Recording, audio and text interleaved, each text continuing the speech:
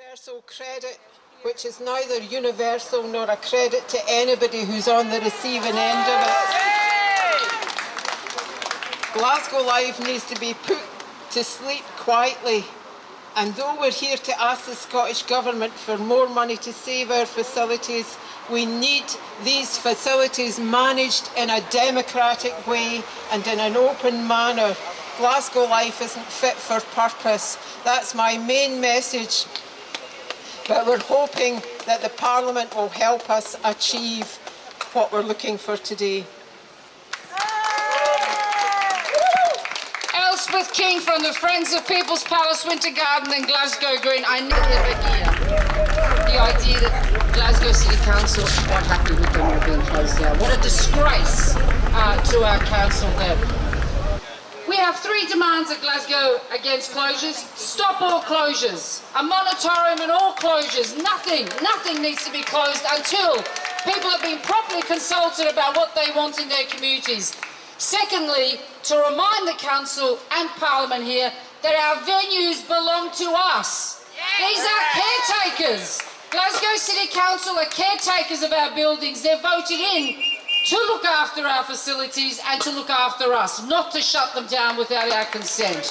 Very important. And thirdly, so eloquently put by Elspeth, Glasgow Life needs to go. Why does it exist? It exists to what David Cameron called big society. That's why it exists, to asset strip what belongs to people in Glasgow, to take away our facilities and put the burden of social services, community well-being onto ordinary people. This is not acceptable. We have relied on these facilities for over 100 years. They were built for a purpose. They remain useful, they remain popular, and they remain much loved by the people of Glasgow. So there are our 3 demands. Again, come and pick up some leaflets now. Colin McGeer, who's been part of our campaign from the beginning. Save Whiteinch Library is an unbelievably inspiring campaign, joined by their colleagues here from Save Mary Hill Library. Please put your hands together for Colin.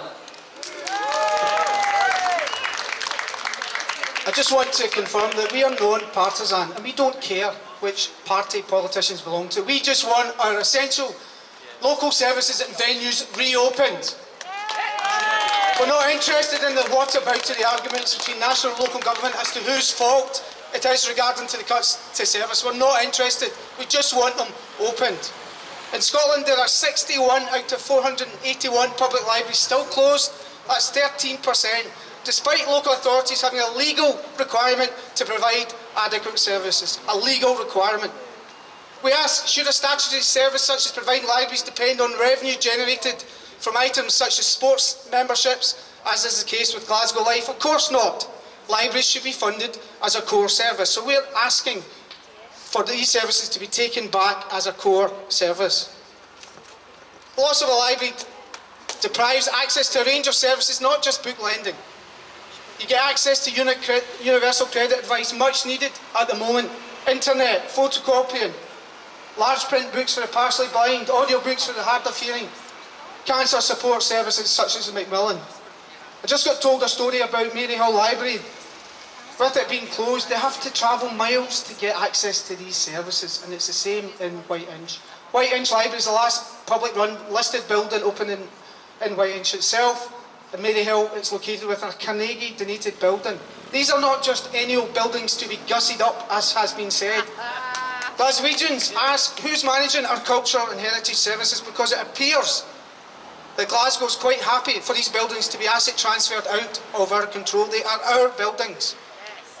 A 1.25 million fund has been allocated for libraries across Scotland, which is a paltry sum, considering Glasgow itself needs 1.2 million to open the 5 libraries: Whiteinch, Maryhill, Barmulloch, Cooper Institute and Goma. And we have a ridiculous situation of a statutory library services having to compete each other for a share of those monies. It is ridiculous. In Glasgow, there are 59 venues still not scheduled for reopening, and Glasgow City Council have said themselves that these could be closed for up to 4 years. And that includes 5 libraries, community centres, sports centres and museums. We need these venues to deliver mental health services. recover from COVID. We have an obesity crisis and places to go.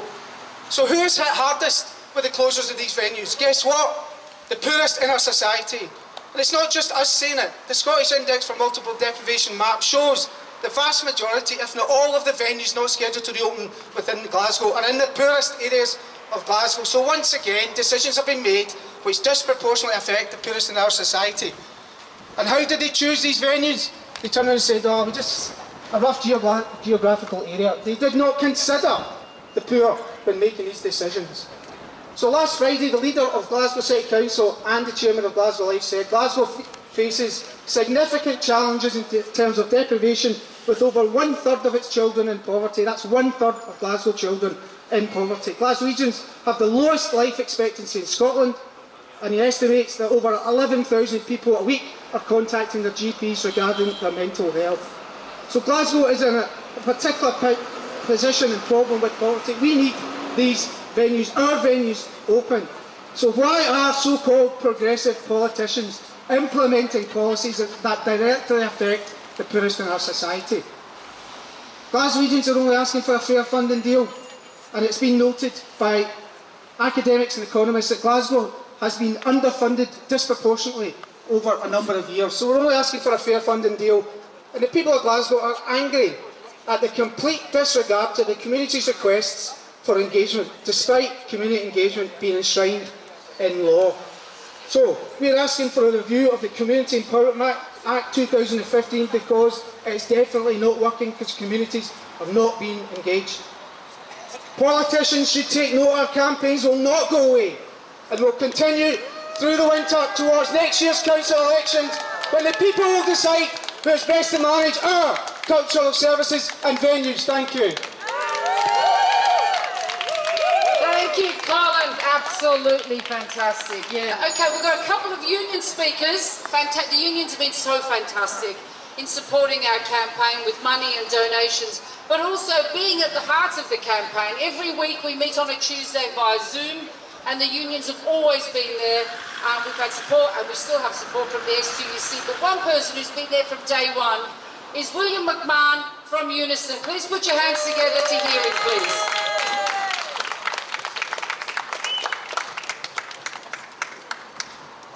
Hello folks, as Fatima said, I'm William McMahon and I'm from Unison. We're calling on the Scottish Government to provide additional funding for Glasgow. The current funding arrangements fail to recognise the metropolitan status of Glasgow. The cost of running our international venues such as the Kelvin Grove and Glasgow is already disadvantaged in terms of funding from the Scottish Government due to the long-standing factors including high levels of poverty. Local communities should not have to pay the price for COVID through the closures of their local services. We also oppose Glasgow City Council's opportunistic nature to use community empowerment to try and force through these scandalous decisions and changes, mostly on a volunteer basis. The loss of 500 jobs would be a huge loss. Huge loss. These jobs provide many services many communities rely on. If the need still exists, why should the services go? Also means fewer decent jobs in the city for our young people in the long run. We are demanding that all Glasgow MSPs and the Scottish Government step up and defend Glasgow services. Thank you. Absolutely, yeah. And you know what? Where is the pledge board? Someone hold up that pledge board. We'd like all the MSPs to put their face through that. And it says save our venues, and we are committed to the pledge of not closing and fighting to stop the closure and to reopen our venues. So there you go. We've got, what a picture. Look at that, what a picture. Fantastic, thank you, Colin. And you know, MPs and MSPs up and come. yeah, we're going to hear from a couple in a minute, but I wanted to just re-emphasise what Colin said. We don't care how much it costs. No. That's not our business. Our business is for those people in the parliament to get the money out, whether it's from the rich, whether it's taxing businesses or wherever, because what COVID showed us is when they want to spend money, they can. They find the money. And it doesn't matter how much it costs, we're worth it.